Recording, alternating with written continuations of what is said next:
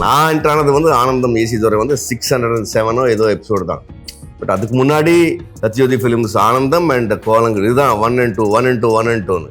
என்னோட ட்ராக் சும்மா ஒரு 50 எபிசோடு ட்ரை பண்ணலாமே ஒரு காப் கேரக்டர் அப்படின்னு பண்ணது தான் இவ்வளோ பெரிய சக்ஸஸ் ஆச்சு அந்த ரோலு அந்த சீரியல். அதுக்கப்புறம் சபதம்ல இருந்து இப்போ அவன் நடிச்ச வீட்டுக்கு வீடு வாசப்படியில இருந்து there is so many difference அப்படின்னு சொல்லலாம். என்கிட்ட ஒரு பெரிய மைனஸ் என்னன்னா, ஐ எம் நாட் பேஷனேட்.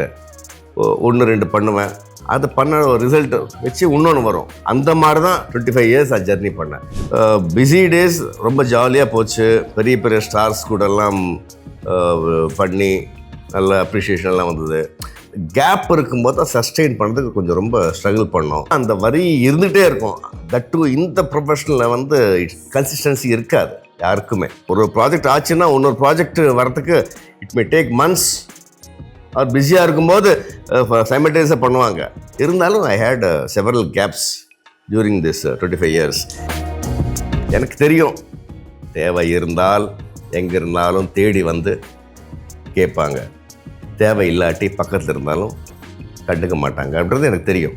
யாரோட லைஃப் எடுத்தாலும் சந்தோஷன்றது ஒரு சின்ன இது, கஷ்டம்தான் அதிகம். அதுக்கப்புறம் எங்கள் அப்பா திடீர்னு 2005 இறந்தப்புறம் தான் மை காட் பிளாங்க் ஆகிடுச்சு எனக்கு. இதுதான் என்னுடைய ப்ரொஃபஷனா லைஃப் லாங், நான் தான் இப்போ ஃபேமிலி ஹெட்டா. இந்த மாதிரி வரும்போது நான் எல்லாத்தையும் இவர் வந்து சின்ன திரையோட கனவு கண்ணன் அப்படின்னு சொல்லலாம். ஏன்னா வந்து இவரோட பேரை சொல்லி நம்ம அட்ரஸ் பண்றதுக்கு பதிலாக ஏசி துரை அப்படின்னு சொன்னா எல்லாருக்குமே நல்லாவே தெரியும். So we have Kalaimamani Siva அவர்கள். எப்படி இருக்கீங்க சாக்ஷி சிவா அவர்கள்? நல்லா இருக்காங்க. Super. So happy to have you here. ஏன்னா கிட்டத்தட்ட ஒரு 25 வருஷம் ப்ளஸ் ஆயிடுச்சு சார். நான் ஜாப் பண்ணியிருந்தேன்.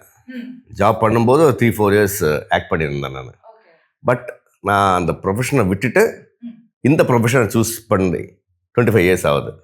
இந்த ஜூன் 20th அன்னிதான் என் பொண்ணும் பிறந்திருக்கா.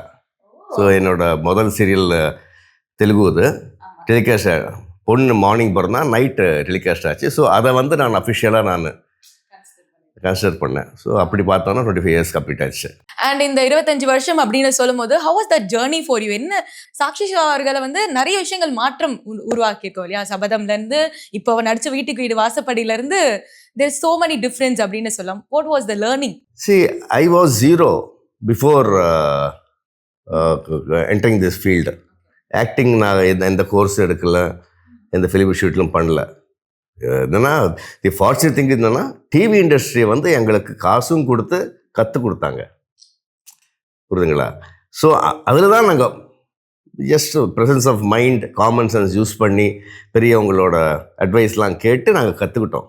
அவ்வளோதான். அப்படி டெவலப் பண்ணணும் தான் இந்த 25 years of journey. And serials வந்து நீங்க பாத்தீங்கன்னா கிட்டத்தட்ட 50க்கு மேல பண்ணியாச்சு நம்ம இல்லையா?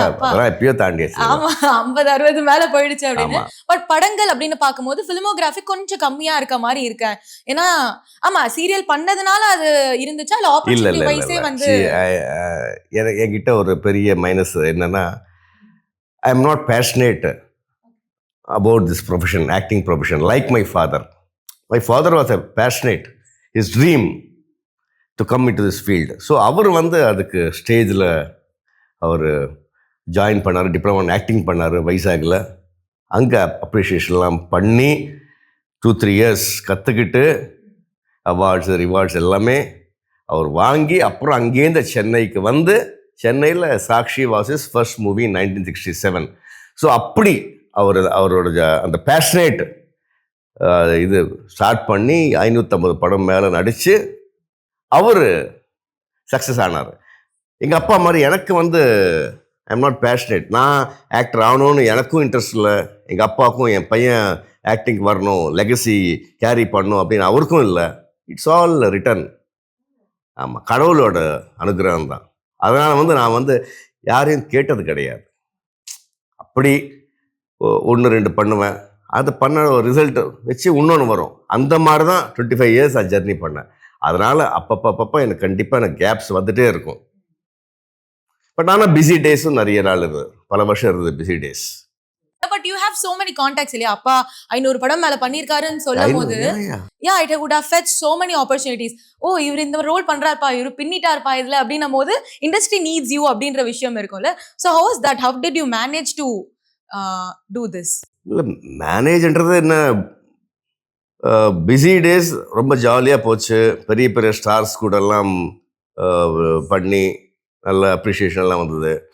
கேப் இருக்கும்போது தான் சஸ்டெயின் பண்ணுறதுக்கு கொஞ்சம் ரொம்ப ஸ்ட்ரகிள் பண்ணோம். இருந்தாலும் அதிலும் நாங்கள் சஸ்டெயின் பண்ணிட்டோம் நாங்கள்.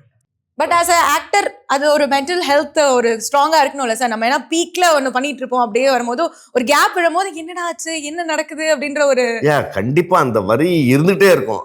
தட் டூ இந்த ப்ரொஃபஷனில் வந்து கன்சிஸ்டன்சி இருக்காது யாருக்குமே. எப்பயுமே பிஸி டேஸ் இருக்காது. எப்பயுமே வந்து இப்போ மூவி ஆர்டிஸ்ட்க்கு இன்னும் அதிகம். ஏன்னா ஒரு ப்ராஜெக்ட் ஆச்சுன்னா இன்னொரு ப்ராஜெக்ட் வரத்துக்கு இட் மே டேக் மந்த்ஸ். அவர் பிஸியாக இருக்கும்போது சைமல்டேனியஸாக பண்ணுவாங்க. பட் என்னென்னா சீரியல்ஸ்னால அதோட லைஃப் அதிகனால எங்களுக்கு அதோட இம்பேக்ட் கொஞ்சம் கம்மி, அந்த கேப்ன்றது. இருந்தாலும் I had several gaps during this 25 years. அதை வந்து நம்ம டைவர்ட் பண்ணிக்கிட்டு கடவுள் பக்கம், தெய்வீகம் அந்த பக்கம் பட் ஸ்டில் அந்த அந்த நானாக வச்சுக்கிட்ட அந்த ரெஸ்ட்ரிக்ஷன் வந்து கேட்காம இருக்கிறது நான் இன்னும் ஃபாலோ பண்ணுறேன். ஏன்னா எனக்கு தெரியும், தேவை இருந்தால் எங்கே இருந்தாலும் தேடி வந்து கேட்பாங்க, தேவை இல்லாட்டி பக்கத்தில் இருந்தாலும் கண்டுக்க மாட்டாங்க அப்படின்றது எனக்கு தெரியும். ஸோ அது ஐ எம் வெரி ஷூர். எனக்கு இது வந்து பெரிய லாஸாக இருக்குன்னா இல்லை, கிடையாது. ஏன்னா எனக்கு வந்து நான் வந்து இந்த அளவுக்கு நான் லைஃப்பில் நான் வருவேன், அச்சீவ் பண்ணுவேன் அப்படின்றது எனக்கு பெரிய விஷயம். ஸோ கடவுள் இவ்வளோ வருஷம் என்னை இருக்க வச்சதே, இந்த ஆஃபர்ஸ் கொடுக்க வச்சதே, இந்த அவார்ட்ஸ் ரிவார்ட்ஸ் எல்லாம் வந்ததே எனக்கு பெரிய விஷயம். அதனால் ஐ எம் கண்டென்டட். கடவுள் என்ன கொடுத்துருக்காரோ இது போதுண்டா, இதுவே அதிகம்டா, இது மாதிரி தான் நான் நினைக்கிறது. நான் no regrets அப்படினா no regrets. Okay, that's really nice. அது ஒரு பாசிட்டிவ் மைண்ட் செட் இருந்தா மீடியால வந்து you can be happy அப்படினா I always compare with people who are எனக்கு கீழே பாப்பேன். இவங்களாம் எவ்வளோ கஷ்டப்படுறாங்க, அப்பா நம்ம பரவாயில்லடா, நம்ம இந்த மாதிரி தான் பார்த்துக்கணும். அது எனக்கு ரொம்ப ஹெல்ப் ஆச்சு. எனக்கு அதே மாதிரி ஃபேமிலியோட சப்போர்ட்டும் எனக்கு ரொம்ப ஹெல்ப்பாக இருந்தது. It's really nice. ஏன்னா ஆஸ் அன் ஆக்டர் இப்போ பேசிட்டு இருக்கும்போது as a father, as a husband எப்படி வந்து சாக்ஷி சிவா அவர்கள் இருப்பாரு அப்படின்னு எங்களுக்கு தெரியணும். கண்டிப்பா கல்யாணமாகி 2 பசங்க, பையன் பொண்ணு பிறந்தப்புறம் தான் நான் வந்து இந்த ஃபீல்டுக்கே வந்தேன் நான். ஸோ அவங்களுக்கு என்னுடைய கஷ்டங்கள் எல்லாத்தையும் நான் சின்ன வயசுலேருந்து நான் சொல்லி கொடுத்துட்டேன். தெரியணும், கஷ்டத்தை தெரியாமல் வளர்த்தோன்னா அவங்க ரொம்ப சஃபர் ஆவாங்க. அதனால் ஜாலி லைஃப்பும் அவங்களுக்கு காட்டிட்டேன், கஷ்டமான லைஃப் இதாண்டா அப்படின்றது அதுவும் நான் உணர்த்திட்டேன் அவங்களுக்கு. அதனால் அவங்க இப்போ வேலை பண்ணிட்டுருக்காங்க, 3 years வேலை பண்ணிட்டுருக்காங்க. பையன் 27 வயசு முடிய போகுது, பொண்ணுக்கு 25 years முடிஞ்சது.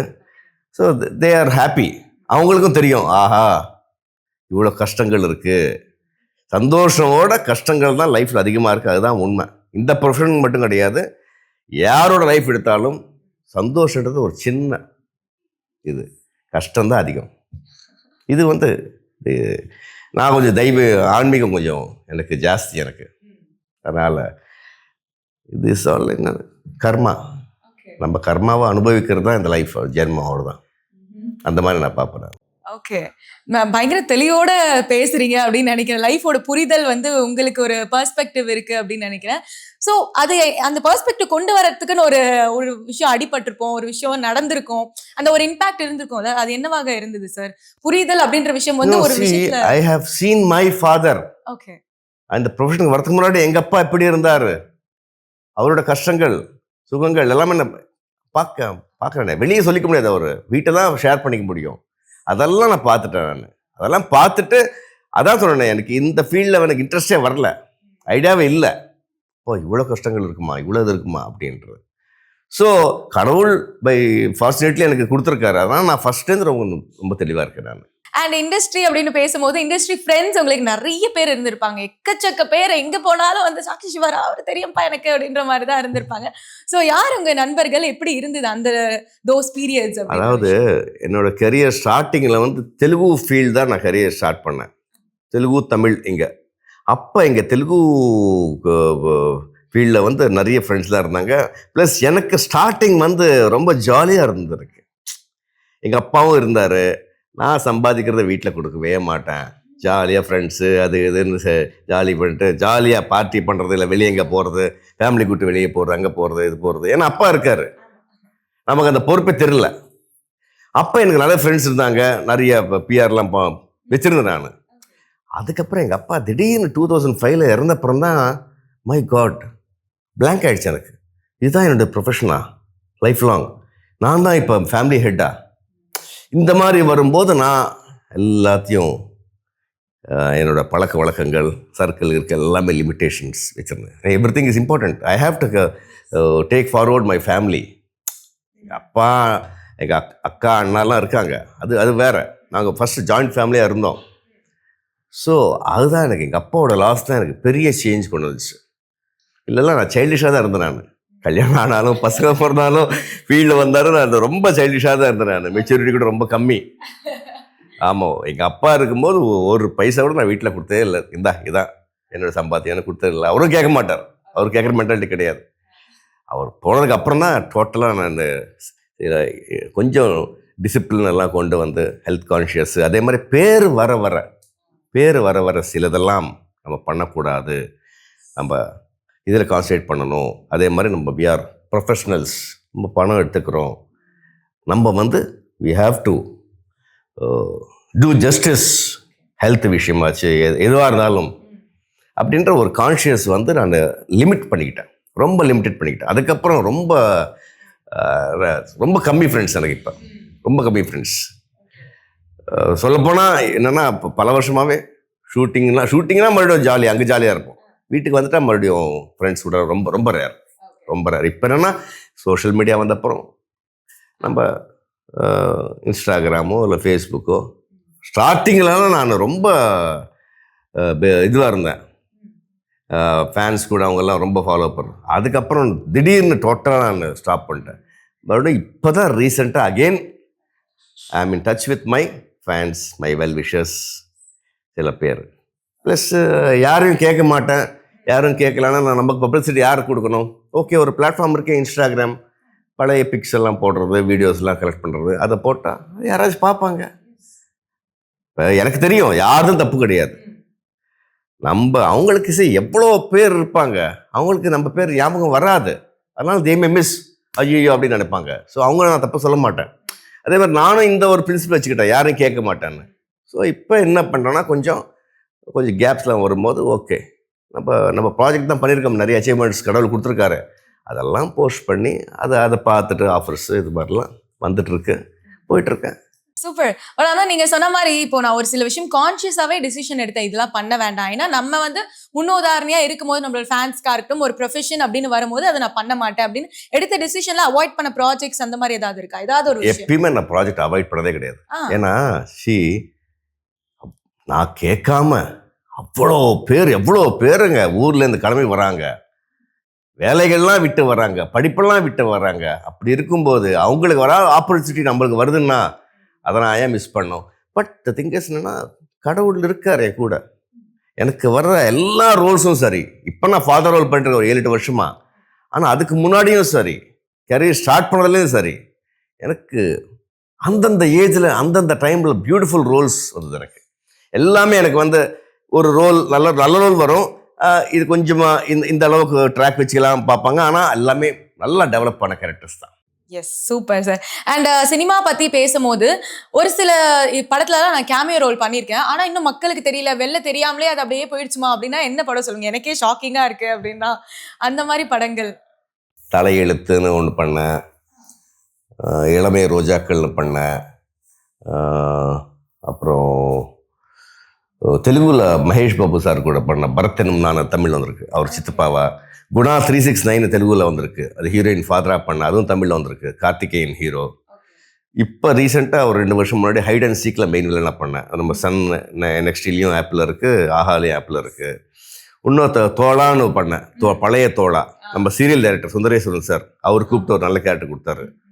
நம்ம வசந்த் விஜய் வசந்த், பிரேம்ஜி இவங்கெல்லாம் கூட நல்ல வில்லன், அது நல்ல வில்லன் கேரக்டர். அது மாதிரி ஒரு 5-6 படம் பண்ணியிருக்கேன் நான். ஓகே, இல்ல கேமியோ ரோல் குட்டியா வந்திருப்போம், ஆனா அதான் சொல்றேன். இப்போ கூட ரத்னம் படத்துல பண்ணனே, இப்போ நான் அது ரத்னம் படம் பண்ணதே நான் என்னென்னா, எனக்கு அவர் டேரக்டர் வந்து நாங்கள் சின்ன வயசுலேயும் ஃப்ரெண்ட்ஸ் சாலிகிராமத்தில். அவர் திடீர்னு அவங்க ஆஃபீஸில் போனோம்னா, ஆஹா நம்மள ஞாபகம் வச்சிருக்காரு, அவர் கூப்பிட்டாரு. நானும் அந்த மேனேஜர்கிட்ட ஓகே சொல்லிட்டேன். ரோலுன்னு ஒன்று சார் சொன்னாருன்னு ஓகேன்ட்டேன். அப்புறம் பார்த்தா வெரி டைனி ரோல், ஒரு 2 hours ஒர்க் தான் அது. ஒரு டாக்டர் ரோல், அதுவும் அவுட்டோர் காரைக்குடியில். அப்போ அதை பண்ணிட்டு வந்தேன் நான். என்ன அப்போ சொன்னேன், சார் நான் நினச்சேன் நம்ம சின்ன வயசில் நம்மெல்லாம் ஃப்ரெண்ட்ஸு, உங்கள் கடையில் நாங்கள்லாம் ப்ரொவிஷன்லாம் வாங்குவோம், உங்கள் தம்பி எல்லாமே நம்மெல்லாம் நல்லா கிரிக்கெட்லாம் ஆடுவோம், அதை ஞாபகம் வச்சு தான் கூப்பிட்டீங்க, நான் ஓகே பண்ணேன் சார். அப்புறம் பார்த்தா இல்லை நான் உங்கள் சன் டிவி இலக்கிய ப்ராஜெக்ட் பார்த்தேன், அதை வச்சு தான் பண்ணேன், நான் மறந்தே போயிட்டேன். ஆமையா, ஏன்னா அவரை விட அவங்க தம்பிங்க அவங்க தான் எனக்கு இன்னும் ரொம்ப நல்ல friends.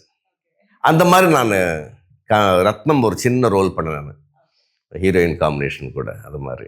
Okay, that's really nice.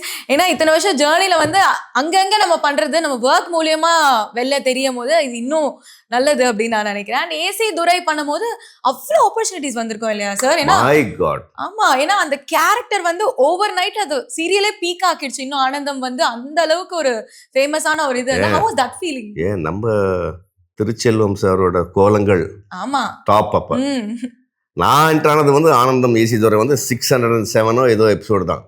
But அதுக்கு முன்னாடி சத்யோதி ஃபிலிம்ஸ் ஆனந்தம் அண்ட் கோலங்கள் இதுதான் 1 and 2 1 and 2 1 and 2ன்னு.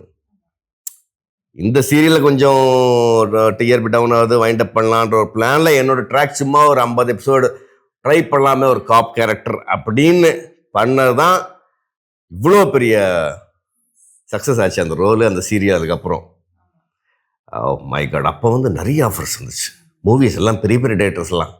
But I didn't have guts. அப்போ தெலுங்கு இண்டஸ்ட்ரி இங்கே தான் இருந்தது, ஓகேங்களா? ஸோ நான் பிஸியாக இருந்தேன் நான். ஸோ சினிமான்னு வரும்போது we have to give opportunity. ப்ரொடியூசர்கிட்ட கேட்டு, சார் நான் வந்து சினிமா வந்திருக்கு, என்னோடய ட்ராக் ஒதுக்கி வைங்க, 1 மாதம் 2 மாதம் கொடுங்கன்ட்டு கேட்க கட்ஸ் எனக்கு கிடையாது. எப்பயுமே நான் நார்மலாக அட்ஜஸ்ட்மெண்ட்ஸ், நான் வீட்டில் 10 நாள் 15 நாள் சும்மா இருப்பேன் தவிர இந்த டபுள் மீட்ரு இப்போ இந்த பேருக்கு எடுக்கிற மாதிரி இது வரைக்கும் நான் அந்த டிசிப்ளின் வந்து ஃபர்ஸ்ட்லேருந்து. ஏன்னா நான் வந்து இண்டஸ்ட்ரிக்கு வரதுக்கு முன்னாடி ஒரு 10 years நான் ஒரு பெரிய கார்பரேட் கம்பெனியில் ஒர்க் பண்ணியிருக்கேன் நான். So I know that rules and all. அந்த எத்திக்ஸ்லாம் எப்பயுமே நான் ஃபாலோ பண்ணதுனால இதை நான் அவ்வளோதான். கடவுள் அப்புறம் டெஸ்ட் பண்ணுவார். ஒரு ஆப்பர்ச்சுனிட்டி இருக்கும்போது இன்னொன்று கொடுப்பாரு. நீ என்ன பண்ணுவ, தர்மத்தை இது பண்ணிக்கிட்டே நீ அதை பண்ணுவே, இல்லை அதர்மமாக நீ இதை விட்டுட்டு அதை இது போட்டோம் அது போகலாம் அப்படின்னு பாப்பியும் டெஸ்ட் பண்ணுவார். நான் அப்போ ஐ டென்ட் மைண்ட், உள்ளுக்குள்ளே இருக்க சினிமா ஆஃபர்ன்னு. பட் ஆனால் எத்திக்ஸ் இது அதெல்லாம் பார்த்துட்டு நான் வருத்தப்பட்டிருக்கேன். நிறைய ஆப்பர்ச்சுனிட்டி விட்டேன் நான். அந்த டைமில் வந்து நான் கேட்டிருந்தால், யாரும் கேட்காம அதெல்லாம் எப்படி பண்ணுவாங்க? கடைசியில் ஒரு வாட்டி கேட்டேன், கடைசியில் அதே Thiagarajan sir, Sathyajyothi films Thiagarajan sir கேட்டேன், சார் எனக்கு ஒரு படம் ஹீரோன்றாங்க சார், நான் தான் மெயின் அப்படின்னு எல்லாம் நான் பண்ண மாட்டேன்ட்டேன் சார். ஆனால் அவரே டைரக்டர் வந்து இல்லை என்னப்பா நீ எல்லாரும் ஹீரோ ஆகணும்னு வாங்க, நீ என்ன நான் ஹீரோ பண்ண மாட்டேன் அப்படின்னு. சரி அது பிடிக்காது சார், இந்த ஃபீல்டே பிடிக்காது, ஏதோ வந்துட்டேன், எனக்கு அந்த ஹீரோன்ற அந்த இது இமேஜ் எனக்கு பிடிக்காது, ஏதோ நான் பண்ணிகிட்ருக்கேன் நான் ப்ரொஃபஷனலாக அப்படின்னா. இல்லை சார் கதை தான் ஹீரோன்னு என் மைண்ட் சேஞ்ச் பண்ணார். சரின்னு சொல்லிட்டு அட்வான்ஸும் கொடுத்தாரு. அதை முன்னாடியே அவர்கிட்ட பேசிட்டேன் தியாகராஜன் சார்கிட்ட, அது மாதிரி படம் வந்திருக்கு, தாடிலாம் வளர்க்கணும், இது காப் ரோல் ஏசி துரை அப்படின்னு. அப்போ அவர் வந்து ஆல்ரெடி ஒரு 2 years ஜர்னி ஆயிடுச்சு ஏசி துரை. அப்போ அவர் ஓகே சிவா அப்படின்னு என்ன கதையில் ஷூட் பண்ணி படுக்க வச்சு திருடா ஆனந்த் அவர் கொண்டு வந்து அந்த ட்ராக்கை. இன்னொரு ப்ராஜெக்ட் வந்து சித்தாரா மேடம் கூட, வசந்த் டிவி இருக்குல்ல வசந்த் சார், அவரோட ப்ராஜெக்ட் பூஜை பண்ண அந்த டைரக்டரும் கேட்டேன், சார் மூவி வந்திருக்கு, நான் பூஜை தான் பண்ணியிருக்கேன் நான், if you excuse no problem போயிட்டு வாங்க அப்படின்னு அவங்களும் சப்போர்ட் பண்ணாங்க. பார்த்தா அந்த படமே லான்ச் ஆகலை. அதாவது பூஜை போட்டதோடு சரி, அந்த பூஜைக்கு நான் போல. அப்போ ஒரு 1 month 1.5 month இப்படியே வேஸ்ட் ஆச்சு. கமல் சாரோட ஒரு படம் பண்றதா இருந்தாங்களே சத்யஜோதி ஃபிலிம்ஸ், அது சொல்றீங்களா? இல்ல இது வந்து பிரமிட் சாமிரான்னு சொல்லிட்டு அப்போ ஒரு 10 படம் ஒன்னா பூஜை போட்டாங்க. அதுல ஒரு படம்.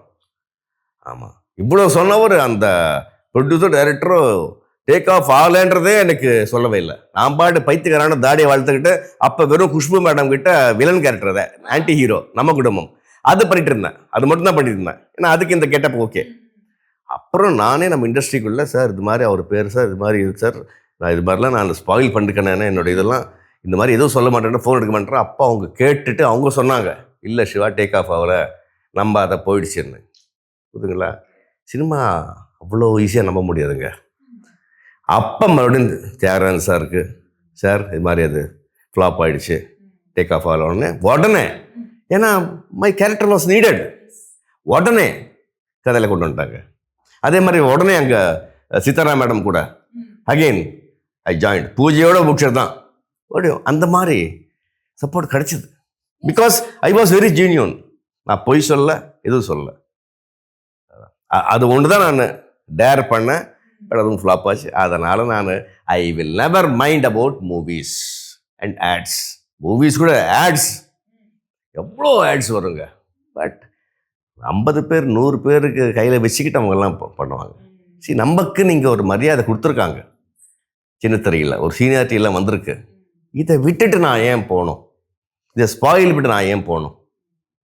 எனக்கு தான் ஆசையே இல்லையே. ஏதோ பண்ணுறோம் பரவாயில்ல கேப் வந்தால் பரவாயில்ல அப்படின்ற ஒரு கண்டென்ட் அண்ட் மைண்டில் தான் நான். பட் இருந்தாலும் வருத்தம் இதெல்லாம் பார்க்கும்போது சே அந்த டைமில் மூவி பண்ணியிருந்தா அந்த ஏன்னா என் கூட பண்ணவங்கெல்லாம் இப்போ வரைக்கும் அவங்க ரெமுனரேஷன் வைஸ் சரி அவங்களோட இது சரி எல்லாம் பார்க்கும்போது ரொம்ப மனசு வருத்தமாகும். இருந்தாலும் அதை போடா இதே உனக்கு அதிகண்டா அப்படின்றதும் நான் பண்ணுவேன். புரியுது.